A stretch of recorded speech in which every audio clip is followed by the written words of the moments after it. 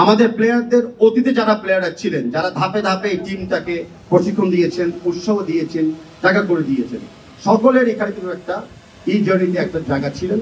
সকলকে আমি আজকে স্মরণ করতে চাচ্ছি আপনাদের মাধ্যমে। আমাদের থেকে commitment is very very very strong যে বাংলাদেশের ফুটবল এগিয়ে যাবে।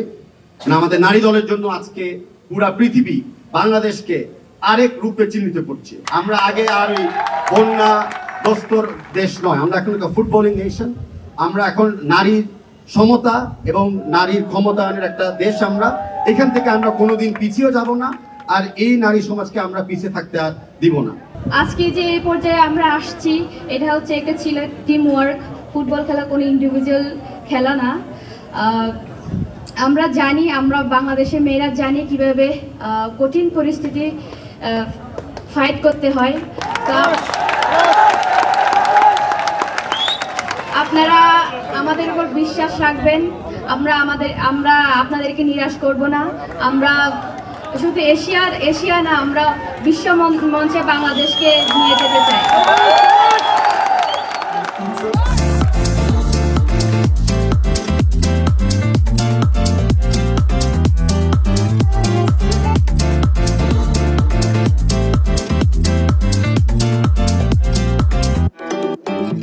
ওয়ালটন এখন দেশের সীমানা পেরিয়ে পৌঁছে গিয়েছে 50টিরও বেশি দেশে।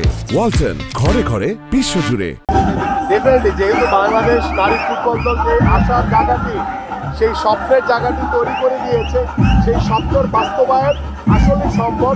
আমাদের যে অলিম্পিকে বা আমাদের বিশ্বকাপের খেলাকে একটি হাতছানি দিচ্ছে, আমি মনে করি যে আমাদের বাংলাদেশ ফুটবল ফেডারেশন পাশাপাশি আমাদের সরকারিভাবে এবং আমরা ফুটবলের প্রতি যাদের ভালোবাসা ভালো লাগা আছে এবং ফুটবলারদের জন্য আমরা যদি সর্বোচ্চ সাপোর্ট দিই, ফুটবলারদের জন্য যদি সর্বোচ্চ সহযোগিতা দিই, তারা আমার কাছে মনে হয় যে এটাতে আত্মতুষ্টিতে না ভুগে বরং সামনের দিকে কীভাবে আরও ভালো রেজাল্ট করা যায় সেই প্রত্যয় যদি তাদের ভিতরে থাকে, আমরা আশাবাদী হতে পারি যে আমাদের নারী ফুটবল দল অলিম্পিকে কিংবা আমাদের বিশ্বকাপে খেলা সে হাতছানি আমাদের সামনে রয়েছে। সবসময় একটা জায়গায় থাকে যে অবহেলিত, সেখান থেকে কিভাবে ওভারকাম করে ঋতুপর্ণাকে দিয়ে সেটা বোঝা যাচ্ছে। তারপরেও টিমের মধ্যে একটা পর্যায়ে একটা ট্রমার মধ্যে তারপরেও এশিয়া কোয়ালিফাই করা এশিয়া সো টাফ।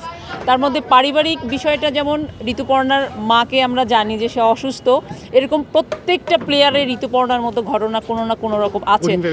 কঠিনভাবে তারা এটা মানে ফেস করেই কিন্তু খেলাটার সাথে তারা অ্যাডাপ্ট করে নিয়েছে। তো শুধু ঋতুপর্ণার বিষয়টা আমরা জানি বিধায় জানি যে ওর মা অসুস্থ, এই কারণে আমরা জানি। কিন্তু আমি আবারও বলছি যে আমাদের যে এখানে 23 জনের স্কোয়াড আছে, 23টা গল্পই আছে। তো এই গল্পগুলো সবই আলাদা আলাদা।